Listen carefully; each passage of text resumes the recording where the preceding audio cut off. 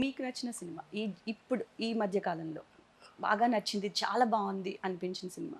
ఒక విధంగా ఇవాళ ఉన్న సినిమా చరిత్రను మార్చిన సినిమా బాహుబలి. బాహుబలి.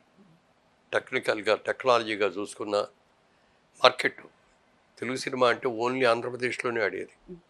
అలాంటిది వాళ్ళ వరల్డ్ వైడ్ ఆడిందని. తర్వాత ఆర్ఆర్ఆర్ తీసింది. కానీ ఎంత మార్కెట్ పెరిగిపోయింది.